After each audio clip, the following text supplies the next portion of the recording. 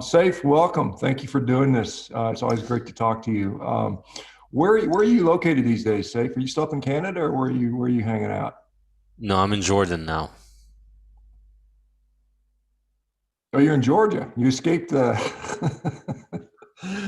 you escaped the Canadian sort of situation, I guess. Yes, yeah, no, it was unlivable there.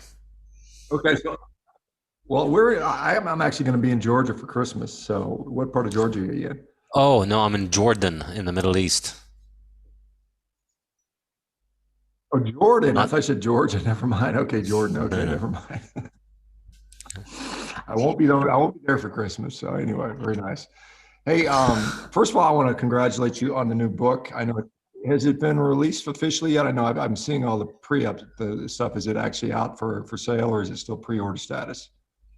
Well, you can get the it'll be out on November 16th, so in a couple of weeks.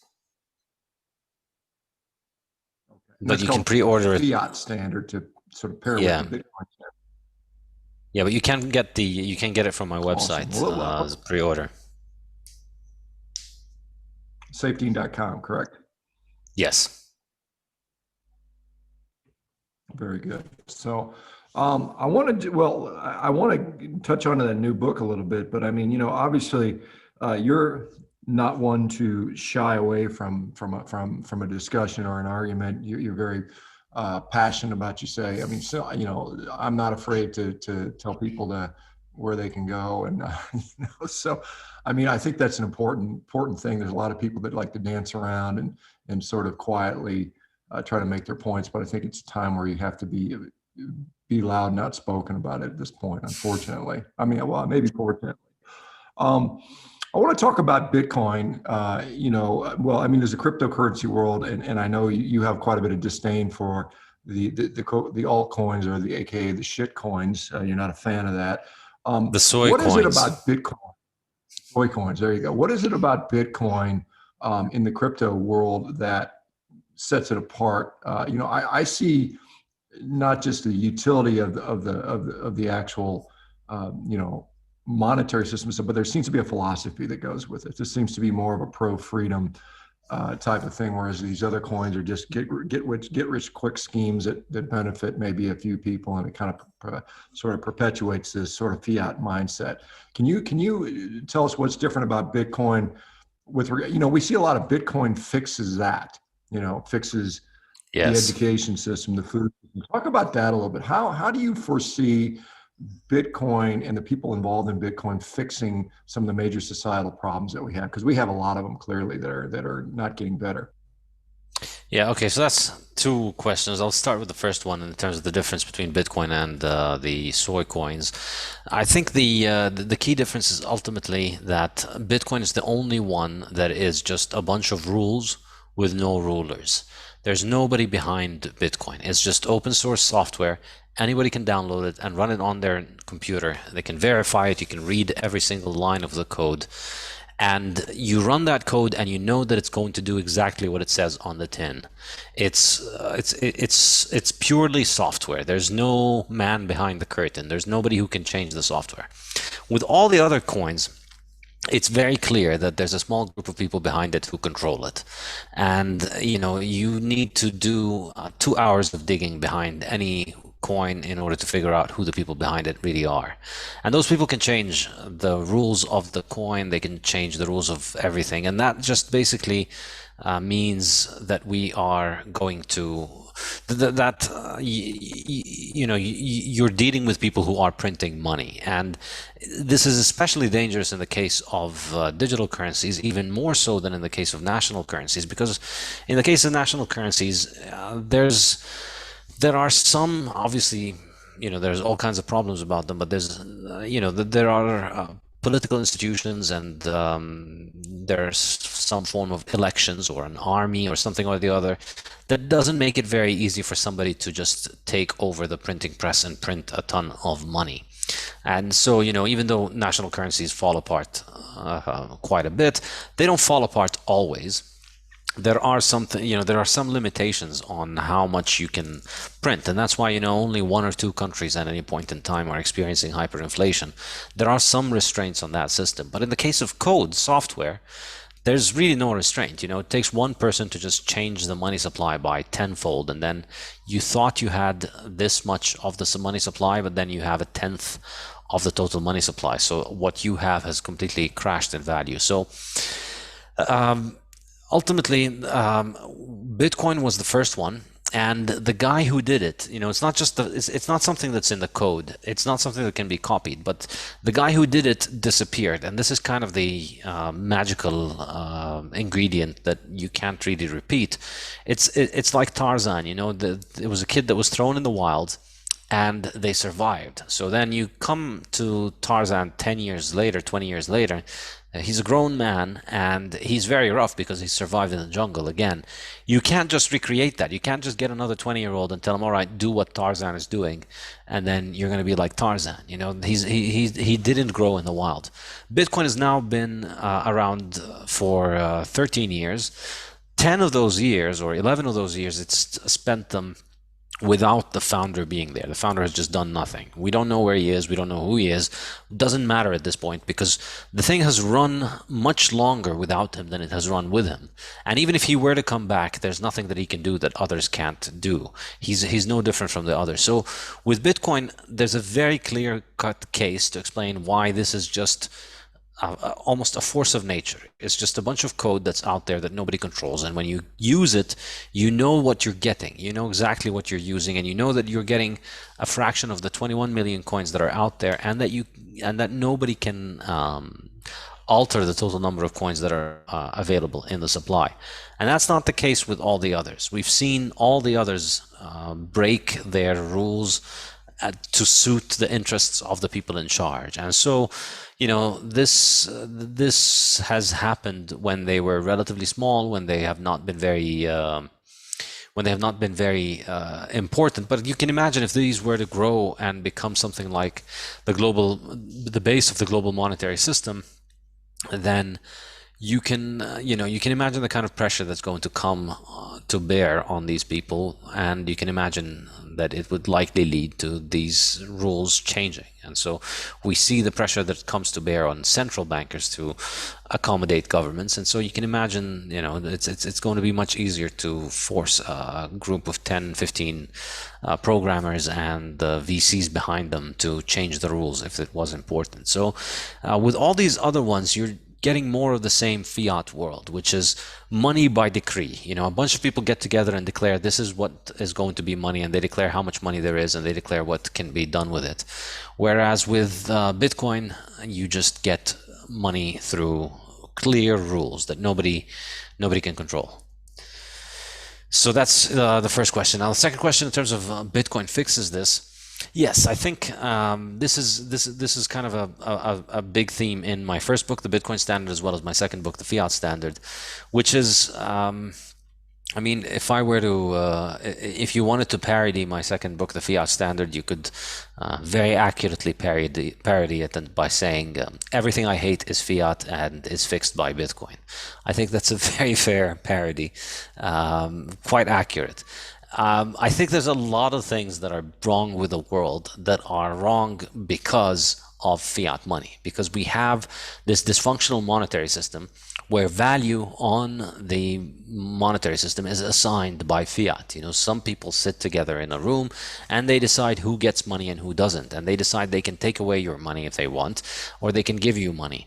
And so that just completely distorts the natural order of the world. In the natural order of nature and society, you work to make money, or you work to hunt. As an animal, you have to wake up and you have to hunt, and then if you're successful, you eat and you live and you thrive, and then if you're not, you die. And so that is constantly forcing everybody to be out there working hard. And in human society, the only things that survive in a world of hard money, in a world where money's rules are clear and money's rules are set in stone, where nobody can change them and decree them by fiat, then the only way that you can make money is if you provide other people with value. So you have to go and produce things of value to get money from others. If I'm going to make money from you, I have to give you something that's valuable, that you value more than the money, so that you happily fork over the money for me. So in that kind of world, everybody has to figure out how they can be of service to others and how they can produce things that are valuable for others. And so everything that is useful and valuable for others in that world grows and prospers and becomes better and becomes more widespread. Now, fiat money completely distorts that, because once you've put money in the hands of a small group of people and you've made economic value something that they can just simply assign to others, then you're distorting this, because right now, doing things that are valuable for others doesn't necessarily give you money, doesn't necessarily give you wealth. Whereas doing things that are valuable for the people who print the money can make you wealthy. And so this is just completely distorting all aspects of life, I would say. And in the fiat standard, I explain how the fiat monetary system works in a technical manner by drawing analogy to how Bitcoin works. So I would recommend you first read the Bitcoin standard and then the fiat standard. But then I use that to try and explain why so many things in the world are so messed up. And I think you can't ignore the money. The money is one half of every transaction in the world. Every time somebody does anything, every time anybody buys or sells something, they do so with money. So money is involved in every transaction, and money is involved with all the transactions we do with our future selves. When you save for the future, you're saving through money. So all of that suggests that if you mess with the money, you're going to mess with a lot of things. And in my book, The Fiat Standard, in the second section of the book, it's called Fiat Life. I look at several aspects of life, and how the fiat monetary system distorts them. So one of these is food. Another one is science and academia, and that one also draws on food, because food, the scientific work of food production has been massively distorted by fiat incentives. And I also look at energy markets, which I think is another very interesting question. And you're seeing it now. You may see the analogy between the same people that tell you that you shouldn't eat cows because cow farts are going to boil the oceans. They also want you to not use fossil fuels, which are essential for you surviving the winter, because somehow you staying warm is also boiling the oceans. And it's all the same kind of ridiculous science.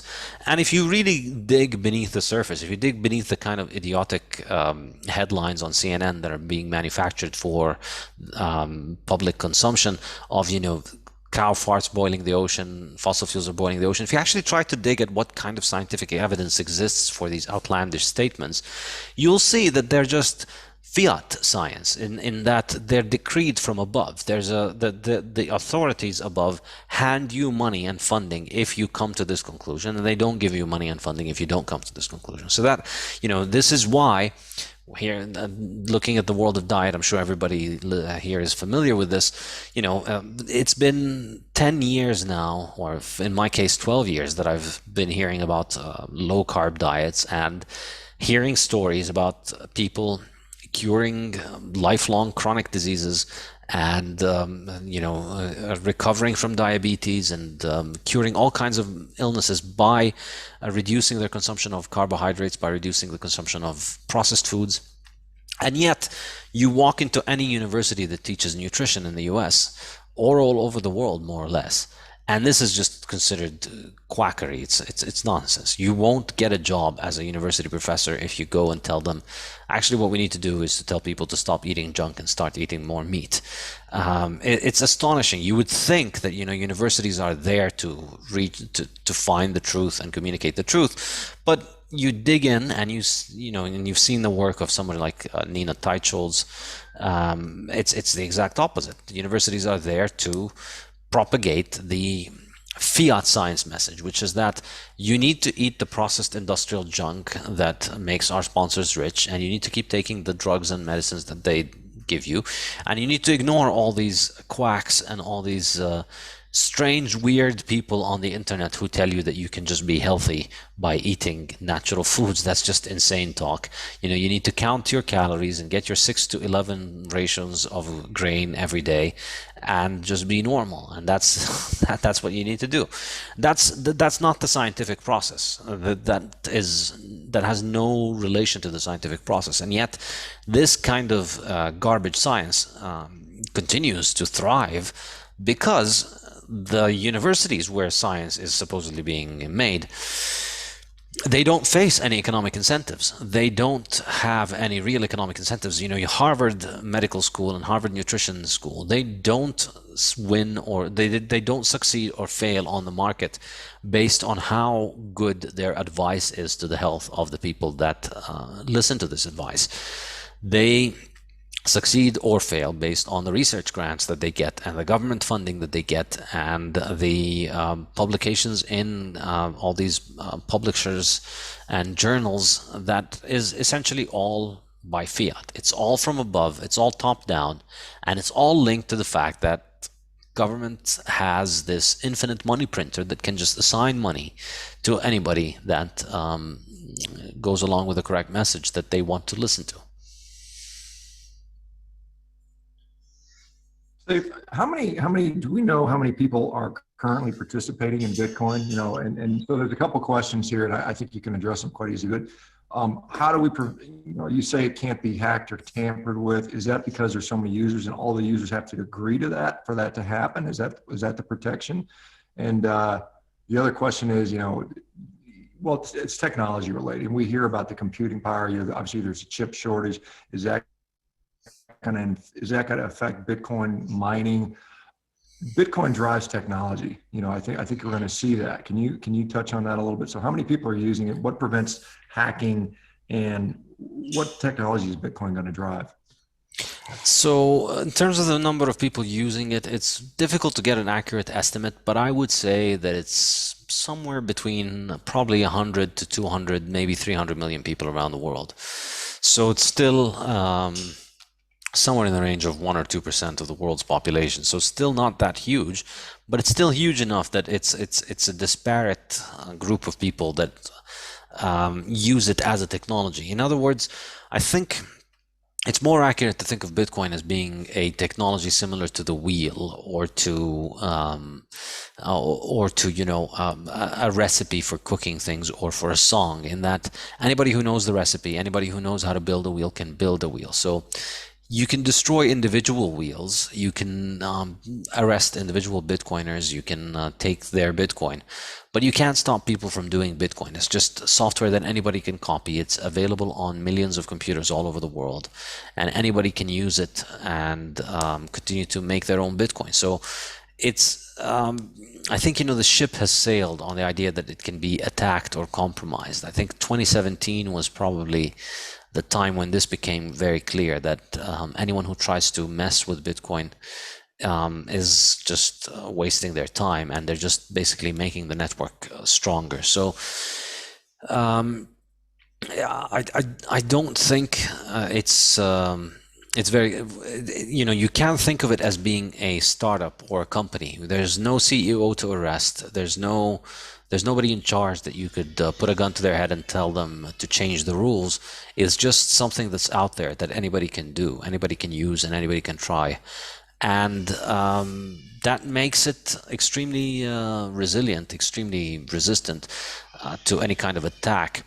Now, in terms of computing problems, in terms of the chip shortage, this can't really also affect Bitcoin, because Bitcoin is just basically offering very large rewards for anybody who uses their computers in order to verify the transactions. So if there is a chip shortage, it just makes the existing chips more expensive and more valuable. You know, if something happens and we get a destruction in the power plants, in the plants that manufacture chips, then existing chips just become more expensive, but the network can continue to run. In fact, I mean, this is kind of crazy, but you don't actually need computers to do Bitcoin. You can do Bitcoin by hand. And some people have tried to do, there's a YouTube video of somebody who tries to mine Bitcoin by hand. It's very slow and inefficient, but if push comes to shove, people can still continue to do the Bitcoin protocol by hand. They can do the computational processes that you need by hand. So Bitcoin doesn't even really need the internet because we can use radio to transmit the blocks. So it's an extremely, extremely powerful and resilient idea, really. And ideas can't be put back in the bottle once the genie's been released. There's a question here, but I'm not, we've seen in recent years some of these big corporations, Amazon, Facebook, Google becoming so powerful, they almost act like, nation states in a way. Do you see that the Bitcoin community or the Bitcoin sort of protocol could replace that or become just as powerful or more powerful? Yes, I think it can replace it, but it's also kind of it's the only line of defense we have against those things. So everything is most of our life is being forced to go online. Our work is going online, and it's all going through these massive companies. You just have to have everything in your life almost run and controlled by Microsoft and Apple and Google and Facebook. Almost everybody's got all of their life on these platforms. They control everything, and these things are proprietary. There's a CEO and there's a company and there's shareholders, and they can decide to do what they want to do with you and with your things and with your data. But Bitcoin is truly digital sovereignty. It's the one thing that nobody owns, nobody controls, and so it allows us a similar kind of very powerful network that you can use in an extremely powerful way, but it's something that is always under your control. There's no admin to Bitcoin. There are only users on Bitcoin. This is, I think, the key distinction between Bitcoin and all these big tech megaliths and also all the other digital currencies. All other digital currencies and Facebook and Microsoft, they have a CEO. There's an admin. If you do something they don't like on Facebook, they can kick you out. You've experienced that on Twitter yourself, Shawn. At the end of the day, you're using somebody else's computer. When you're using Twitter, you're logging on to Twitter. You're just using somebody else's computer. You have to play by their rules, or they'll kick you out.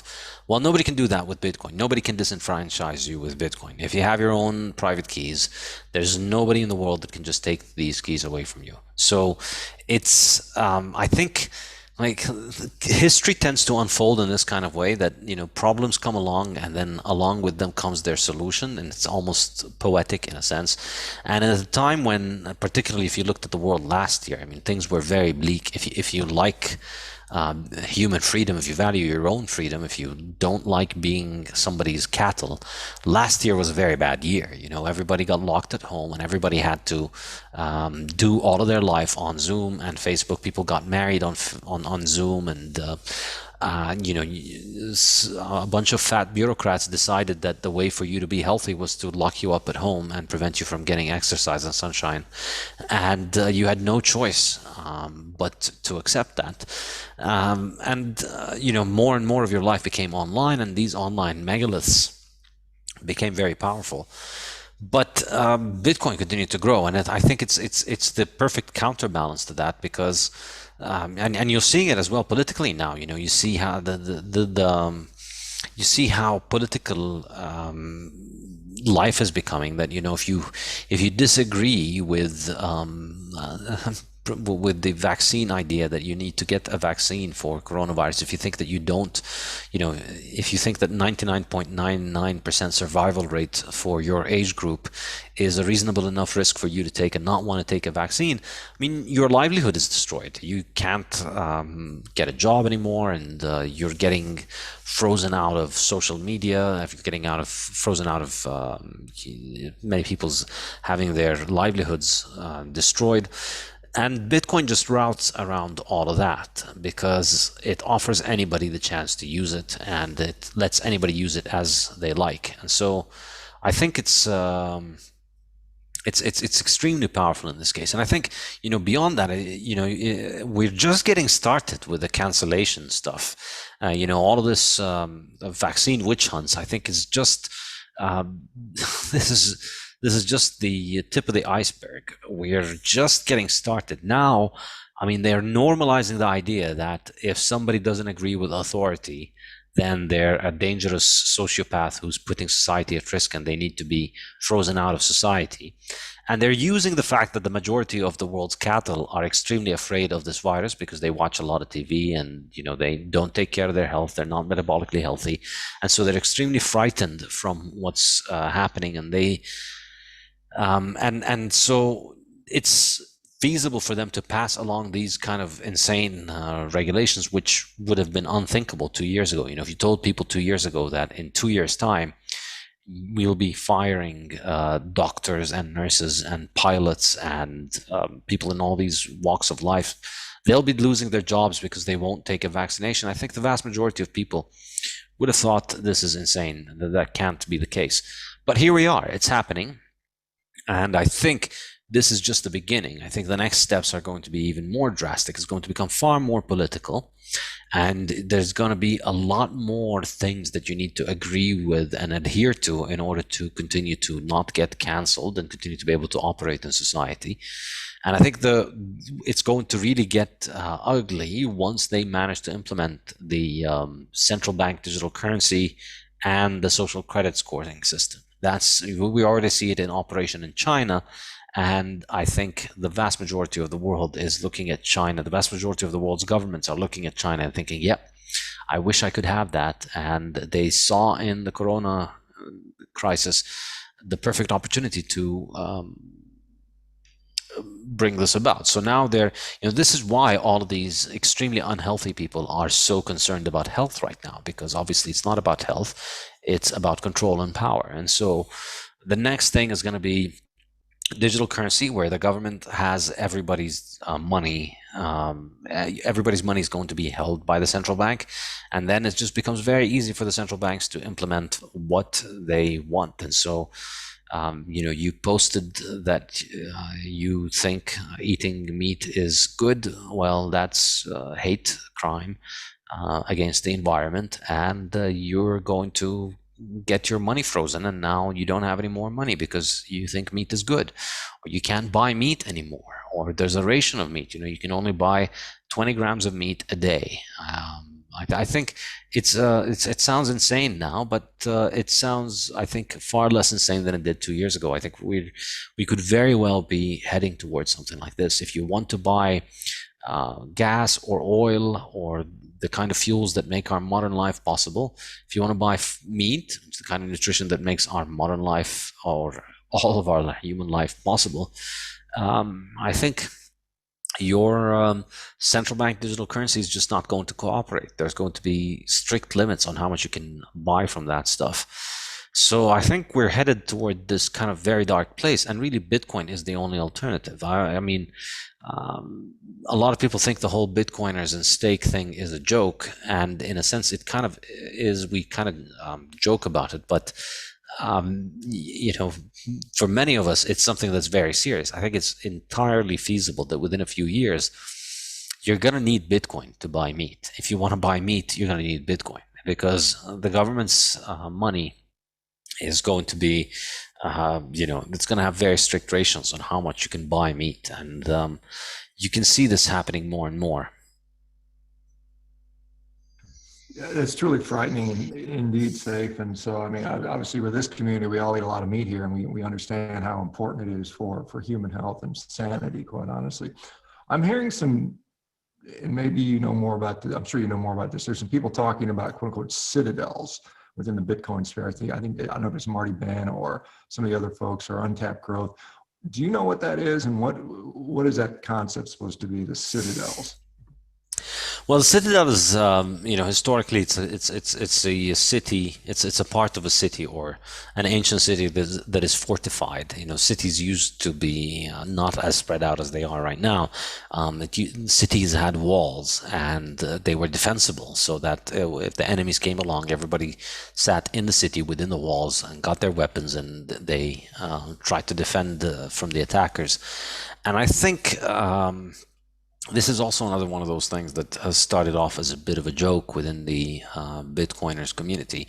But the more things keep heading in this dystopian direction that we see, the more it begins to start taking on more and more of a realistic aspect. So on the one hand, it's from a security perspective, it might just be the case that Bitcoiners are going to want to be around other Bitcoiners. But also, I think from just an economic perspective, for all the reasons that we're mentioning, in the fiat world, in a world that is built around government money, where everything, all the money is essentially a government loyalty point scheme. It's like government's brownie points.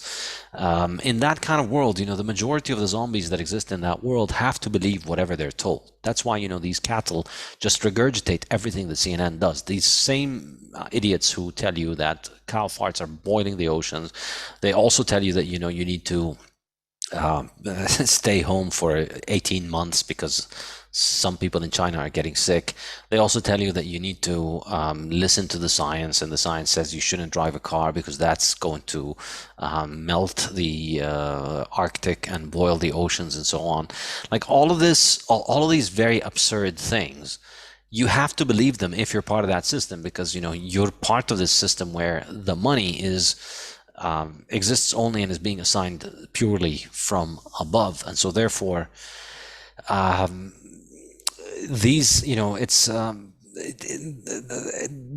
the kind of people who believe one of those absurdities will believe them all. And I think 2020 was the time when it started to get real. Like before then, people used to joke about the Citadels, and there was an aspect of, well, yeah, Bitcoiners are just going to be rich and they're going to have these very beautiful communities where they live with each other. But I think 2020 has made it more of a pressing need that you're basically surrounded by people who think you're crazy because you don't agree with CNN on all the insane bullshit that CNN is spewing. And that's it's kind of dangerous in a sense, and it's also unpleasant, being surrounded by people who think that you're a mass murderer because you don't want to wear a mask, and because you want to leave your home, because you think that you can maintain your health much better by eating properly. I think this is one of the perfect ideas, for, I presume, everybody here. If you're a carnivore, you weren't born a carnivore.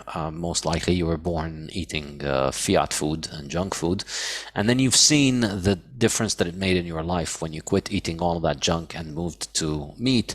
And I would presume, like the majority of carnivores I know, they were not freaking out about coronavirus from day one, because we've all gone through this idea where we used to always get sick every couple of months when we were eating junk, and then we started going carnivore, and now we never get sick, basically, almost never, and our health has improved in many different ways.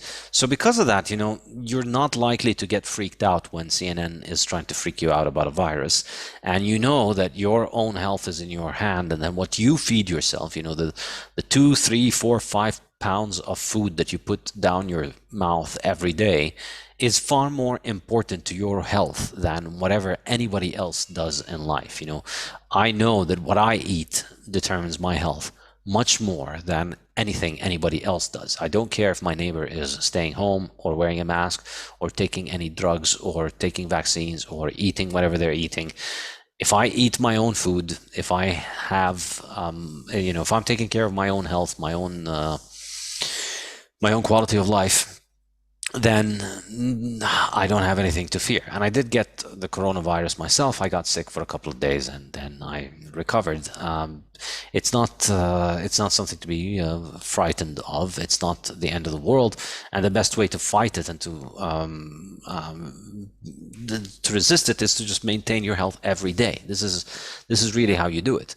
Now, of course, you'll see the opposite kind of perspective. The fiat perspective is that illness is just this crazy virus that affects you and just hits you, and there's nothing you can do about it except listen to CNN and listen to medical authorities and listen to pharmaceutical companies and take whatever it is that they want you to take and do what they tell you to do, and then maybe that will spare you. It's extremely profitable for them to do what they ask you to do, but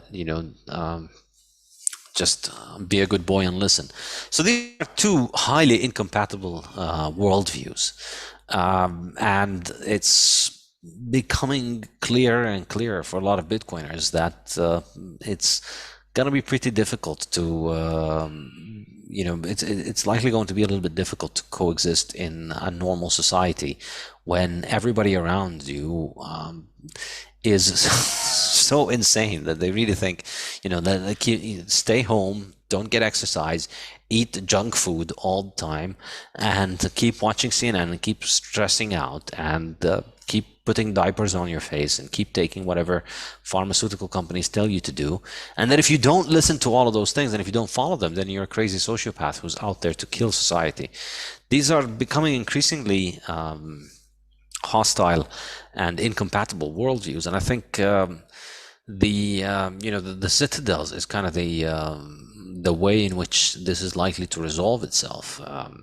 And I see this, we're mentioning earlier the central bank digital currencies. I think we're going in that world where the CNN cattle are going to use their CBDCs and they're going to be eating their soy and bug burgers, and they're going to be sedentary. They're going to be locked in their pens in tiny little pods in apartments. And now we're seeing all this new Facebook bullshit where you just, you don't need to experience nature. You don't need to get sunlight. You just put this thing on your eyes and you get to experience everything. So, if you do that, you don't need to consume a lot of fuel. You don't need to consume a lot of meat, and you live your life not putting a lot of pressure on society, not creating a lot of inflation. And it's sad to see it, but a majority of people are living their lives in that way. And I think we're going to see more and more, this kind of pathology is just going to get worse and worse with time. And on the other hand, we're seeing how Bitcoin basically allows people to snap out of this, because once you have Bitcoin, your money is independent of all of this bullshit. Your money is independent of all of this insanity. So you're able to think for yourself. You're able to make your own decisions because you are financially independent of this insanity and you're not reliant on them. So you getting canceled if you're a Bitcoiner is not such a big deal. Bitcoiners can't really be canceled, because if you're in the fiat world, you get canceled, you don't eat. We're already seeing this. We're already seeing people talking about it. I think it was just Noam Chomsky a few days ago who said, we should not allow people who are unvaccinated to get food, and that's their problem, for them to figure out how they survive. It's not our problem. So you're already seeing these kind of sociopaths beginning to head in that direction. And if you are Bitcoinless, you're going to have a hard time navigating that world. If you have Bitcoin, I think you have a much better chance. And I think it's going to be the case that over the next few years, more and more, we're going to see Bitcoiners congregate around geographical areas where they live in communities that are free of that insanity. And this is a point you make, because a lot of people, when they hear about cryptocurrency, they see it as a way to hasten the sort of dystopian world you're talking to. And I think they're mistaking, the central bank currency, digital currency versus Bitcoin. Because I think I see it a lot of time. Bitcoin, they conflate Bitcoin with these other coins as a way to usher in this dystopian social credit nightmare. we're seeing I wonder what your thoughts are on this. So Janet Yellen, who's the chairman of the Fed, announcing taxing unrealized gains. Is that in a direct affront to go after people in the cryptocurrency world or the Bitcoin world, or what are your thoughts on that? Yeah, I mean, I think it's probably it's to go after everybody. It's I mean, the kind of stuff that's taking place now is, by historical standards, absolutely outlandish and amazing. It's not something that you would have expected to see in the US. I think not even 5 years ago you could have been seeing this kind of totalitarian impulse in the ruling governments. I think if you were saying things like this 5 years ago, you would have been laughed out of the room. Taxing unrealized capital gains is an enormously effective way to impoverish people, because you're telling people that, even as they're building their wealth, even if they don't cash out on their wealth, they're just trying to build capital so that it can grow, you're trying to suck it away from them. It's enormously perverse and destructive. At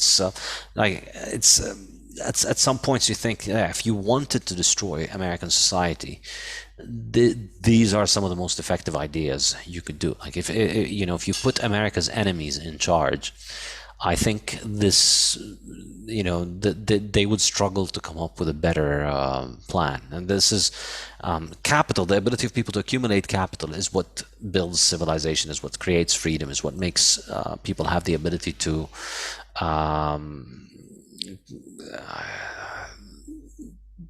become, to become productive people, to benefit from their productivity, and to have an interest in the future. And so you start taking that away from people, you create these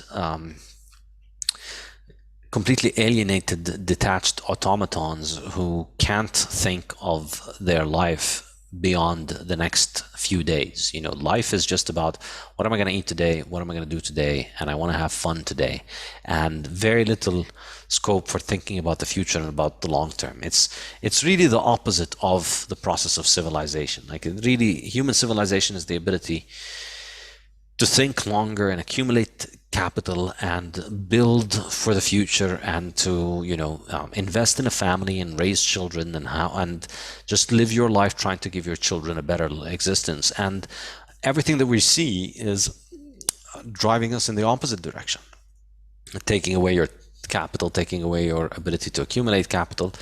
And then the centralized control that comes with these central bank digital currencies is exact opposite of civilization as well, in that we're going to not allow people to decide what they want to buy and sell, and so your own preferences are no longer going to shape what people do in order to produce. If people want to produce, what they need to do is to do the things that government asks them to do. And so, I mean, this is enormously destructive, and Bitcoin is the exact opposite of this, because it's inalienable. You can't take anybody's Bitcoin. And so and this is why I think culturally Bitcoiners are becoming more and more of oddballs in society, because once you switch on to Bitcoin, it's really like you've switched on to a new operating system, where everybody else, their money is like a ticking time bomb. Their money is like a melting ice cube. So they can't think of the future, they can't provide for the future, and they're just in this state of constant fear and insecurity, because all they can think about is the present. And then they're very easy to manipulate, because they don't have a clear vision of the future, and they're just constantly being manipulated by whatever noise CNN puts in their heads every day. Whereas as a Bitcoiner, you're able to, with very, very high certainty, you're able to provide for your future self. You can buy some Bitcoins, and you know that you can have it. You can buy a small amount of Bitcoin. You know that 10 years from now, it'll be there for you.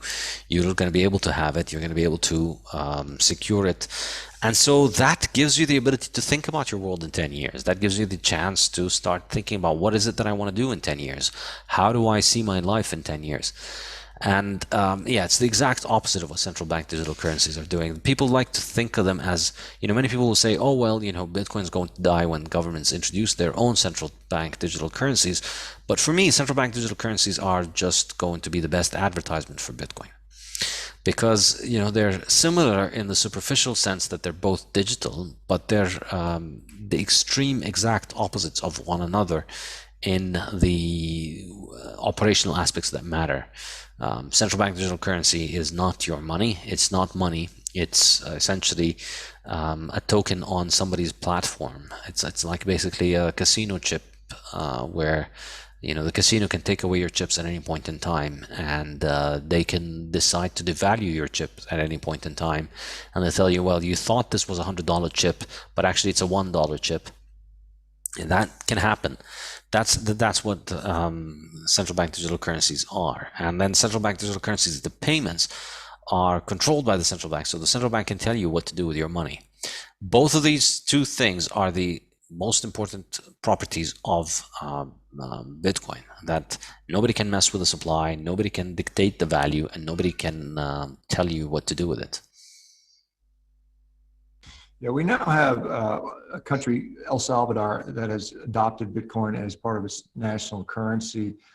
Because people are asking me, the common question, how do I go to the store and buy something with Bitcoin? You talk about having Bitcoin to buy meat. How do you foresee that happening? I know we have the Lightning Network, which is an add-on feature, but how are we going to and most people in the Bitcoin space, well, not everybody, but a lot of people, they hold or hodl their Bitcoin. And I know Michael Saylor uses that as a store of asset that you can borrow again. So how do you foresee Bitcoin becoming a utilitarian method of exchange, even if you're holding it? How's that going to work?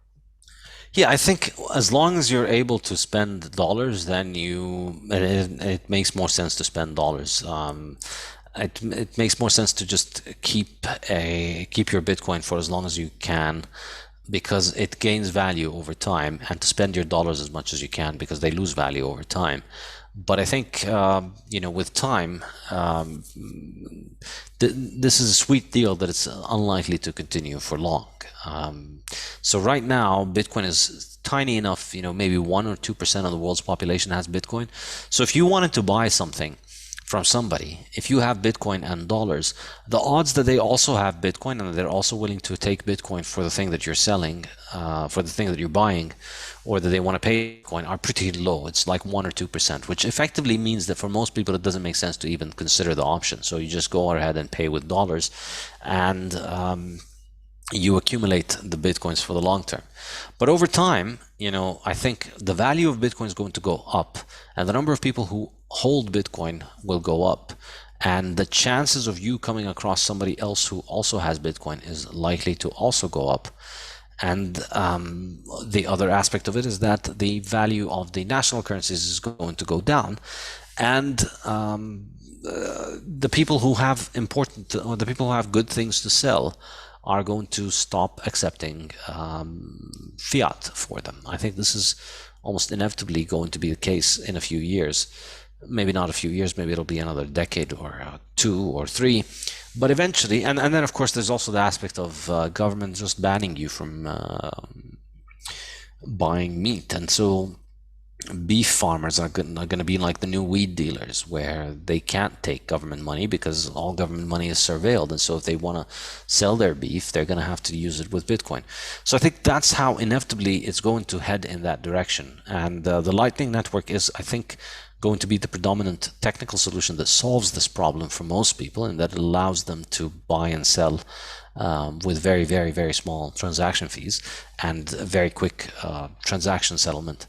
But I think for now, now is the time to, now it's still summer. It's time to gather the firewood now for the winter.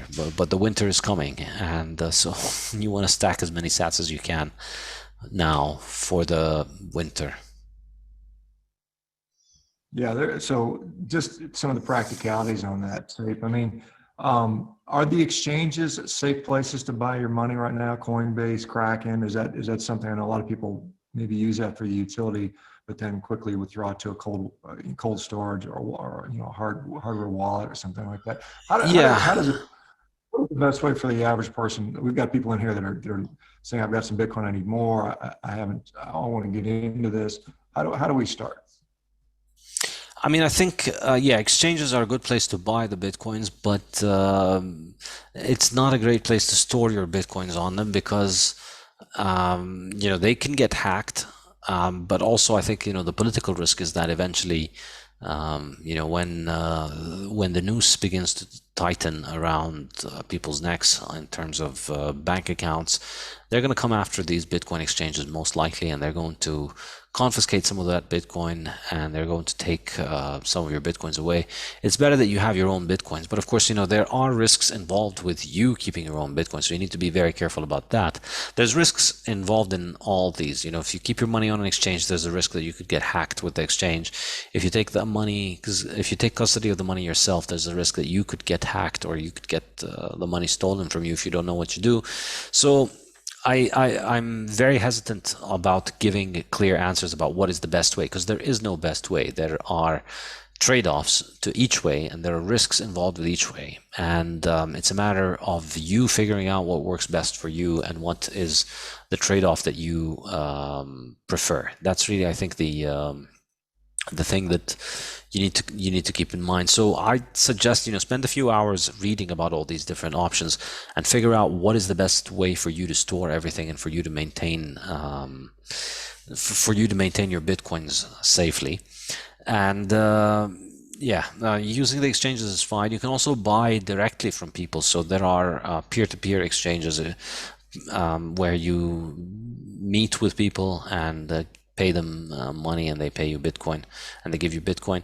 But that can also have its own risks. You don't want to end up meeting somebody in a shady alley and then they take your money and don't give you Bitcoin. So consider all of the risks and think about them and see what works best for you. Yeah, fair enough. Thoughts on, and I know you've had this discussion with Peter Schiff in the past, but silver and gold, is that something that is still valuable? Is it better than fiat money? Is it a sort of would you diversify, or what are your thoughts? I think silver is basically an industrial metal at this point. It's like copper. It makes no sense for you to buy copper for the long run. If you're trying to store value for the future, unless you have a business that depends on copper, you've got a factory that builds something that needs copper, then it makes sense for you to buy quantity of copper, keep it in reserve just in case the price of copper goes up a lot or there are problems with the supply chain. Then maybe it makes sense to have that. And but other than that, if you don't work with copper yourself, you have no business storing money in copper. You don't know how the copper market works. And if you want to store significant quantities of copper, if you want to store any kind of appreciable wealth in copper, you need massive quantities, and that's just going to involve enormous storage. So if you think Bitcoin storage is complicated, try and store $50,000 worth of copper safely and not have them rust and not have them stolen. So I think silver has gone the way of copper as well. It's also very expensive to store silver because it's it's kind of cheap. It's no longer a monetary metal, and I argue in the Bitcoin standard, silver has been getting demonetized since 1870. It's been losing its monetary role, and it's been losing its value next to gold. And 10 years ago, I think I would have said silver is no longer a monetary metal, but gold is a monetary metal. But I think the last 10 years suggest to me that also gold is going the way of silver, because if you look at the last 10 years, everything has gotten more expensive except for gold, and it's beginning to resemble copper and silver in that its price oscillates a little bit, but it's people can just make more of it, and it's not used as a store of value enough. All the new demand for store of value is going to Bitcoin rather than gold. So in a sense, Bitcoin is replacing gold in playing the role of gold. Someone's asking about platinum. Yeah, platinum as well. I would not touch platinum unless, again, you have any kind of industrial use with it. But this has always been the case because platinum was never money. And I discussed this in in one of my online courses on my website, Saifedean.com. You can take my online courses. I talk about platinum and palladium. So these are rare metals, just like gold, which are not very easy to find in Earth. But the difference between them and gold is that we've been mining gold for thousands of years. People have been digging under earth and looking for gold for thousands of years, and gold does not ruin. So the existing stockpile of gold today is 5,000 years of production of gold. And new production today is, because gold does not ruin, new production today, even though we're producing more gold today than at any point in history, new production is a small fraction of the total supply of gold that exists, because the total supply of gold is 5,000 years of production. So that's why gold's supply can't be increased easily, and that's why gold became money.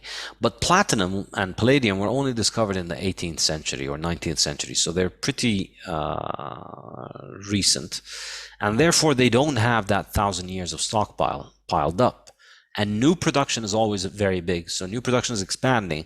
So every year we get a much bigger increase in the supply of platinum and palladium, because we don't have that 5,000 year stockpile that is piled up. So therefore they've never had a monetary role. In the 19th century, Russians tried to monetize palladium or platinum, I think, I'm not sure, one of the two.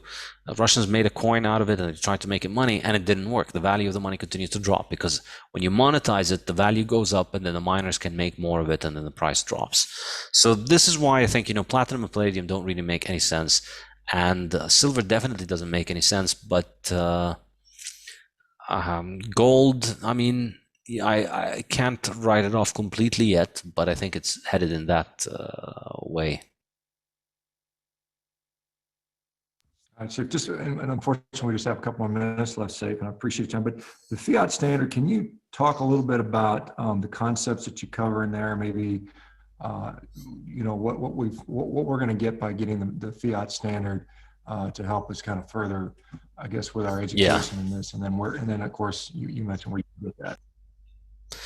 Yeah, I think the one very interesting point, which I think people here are going to find useful, is that if you look at the 1970s, if you look at the way that the inflation happened in the 1970s, and I have a whole chapter on food. It's called Fiat Food. And in fact, you can read that chapter for free on my website, saifedean.com/Fiat Food. That whole chapter, it's a pretty long chapter, about 10,000 words. You can read it all on my website.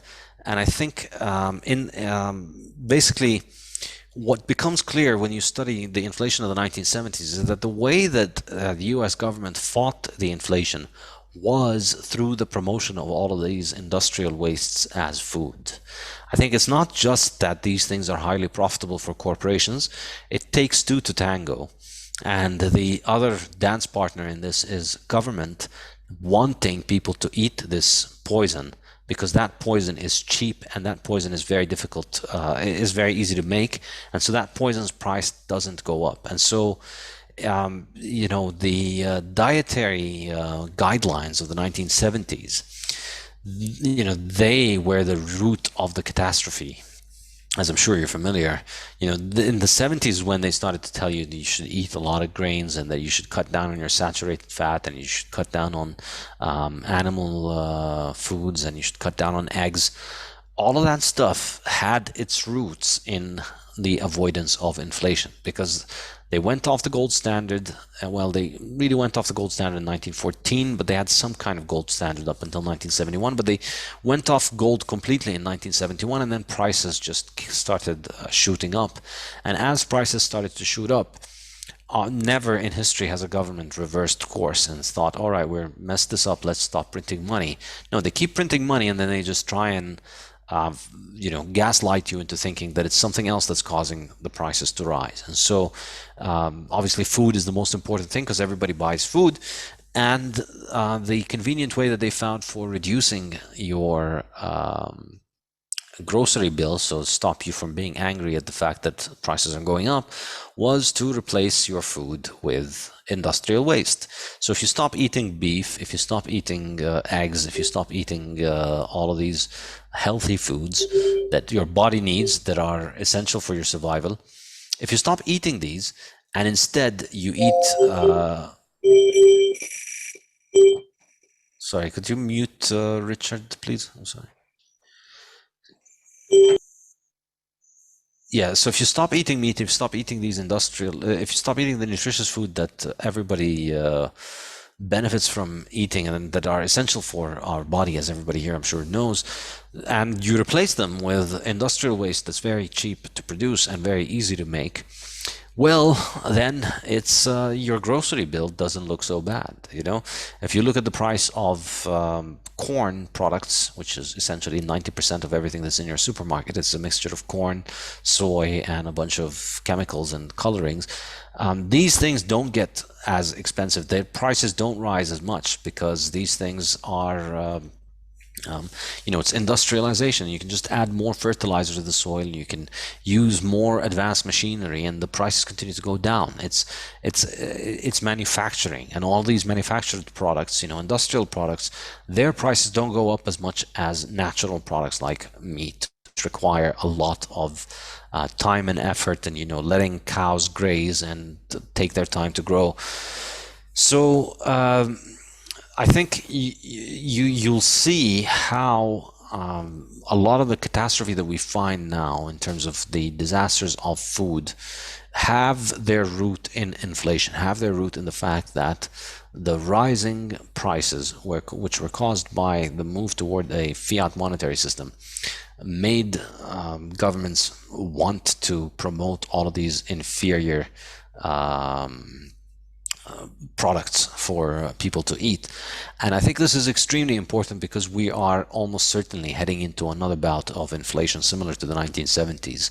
And we already see, the drumbeat of, oh no, meat is bad for you, is increasing, and it's going up. And we can see how this is going. They're going to fight inflation by getting you to eat junk again. And I think the same thing also applies to the topic of fuels, where the same thing happened in the 1970s, where the price of oil went up. Everything was blamed for the price of oil going up except government monetary policy. And the solution was for people to try and make do with all these crappy alternatives, soy energy sources, effectively, like solar and wind, which are unreliable and extremely expensive. And you can't have modern civilization. You can't have all the things that you want, that you need in order to survive. Everything that we've invented in the last 300-400 years is purely a product of the fact that we have high power energy sources like hydrocarbon fuels. And they're going to try and stop you from using that, I think, because that's also highly sensitive to inflation. So I think this is enormously useful for navigating the world of rising prices and central bank digital currencies that we're getting into. And So you can find my book on my website, Saifedean.com, and you can order it. The book's been done, so if you order it right now, you can order the digital copy, and you'll get the digital copy today, and then you can order you can also order the audiobook, which will be out in a couple of weeks, and then the physical book will be also out in a few weeks as well. Yeah, so we're seeing just one more sort of topic here. We're seeing a number of people of sort of influence. Jack Dorsey, the CEO of Twitter and Square, has adopted Bitcoin. He's a big Bitcoin proponent. Michael Saylor is. There's been a number of large corporations that have adopted this. Do you think there's going to be enough of those people to counteract this, this dystopian group that wants you to eat bugs and live in your pod? Well, the good thing about with Bitcoin is that it doesn't really matter much how many of us are there, because as long as you have your own Bitcoin, you just need to find somebody in your area that is able to grow cows, and then and we'll take Bitcoin, and then you're sorted. I think ultimately, if you've tried carnivore, you know that the only thing that you need to survive is just beef and water. So you just need to figure out a way to secure your beef and your water and let the whole planet go crazy. And if you have your Bitcoins, you'll be able to afford beef for a lot longer than people who don't have Bitcoin. So, I mean, obviously, the more people you have around with you, the better. It's great to have a society. It's great to be part of a civilized society where there are other people who are not completely batshit insane. But how many of us there are is sort of immaterial to the working of Bitcoin. It's kind of unstoppable, and that's kind of the advantage of it. But yeah, I think the good thing is that humans are mimetic creatures, so we copy and we see and we copy each other. And so, the CNN people, they can only stay scared and deluded and brainwashed for so long until they notice, what, this shit is not working out for us. People who don't watch CNN, they're happy and they're living much better, and maybe we should start trying some of that. I think this is kind of the good thing about Bitcoin is that it's not a political cause where we need to go around and evangelize and get converts or win elections in order for Bitcoin to work. We don't need any of that stuff because Bitcoin does its own advertisement, because it has this killer app which we call number go up technology. The price keeps going up, and so people just have to get drawn to it and figure out what's going on. So people are not going to join Bitcoin because they're going to be convinced of the politics, or because they're going to, we're going to evangelize them into joining us. They're going to join Bitcoin because number go up. They're going to see the gains. They're going to see people being better off because they are into Bitcoin, and that's what's going to bring them. You come for the gains, and then you stay for the revolution. All right, awesome. Say, thank you so much. I think we could go for another 2 hours. Clearly, say the best to your wife and your kiddos, and stay safe and keep doing what you're doing. Hopefully, I'll run into you again in person. Maybe one of these Bitcoin conferences. I don't know, maybe Miami or something like that. If they're still doing that, that'd be fun. So I hope so. I certainly hope so. We got to have some more steaks together at some point. Absolutely safe. All right, take care. Have a great evening. Cheers. Thank you. For doing it on Sunday, and the rest of you guys, I'll see you guys back tomorrow. Take care, everybody. Bye-bye now. Thanks. Take care. Bye-bye. Join Revero.health for a 30-day free trial to get access to live Q&A with VIP guests, social community meetings, member discounts, low-carb healthcare providers list, forum, workouts, monthly challenges, early access to podcasts, recipes, carnivore diet guide, fasting guide, shred guide, and much more.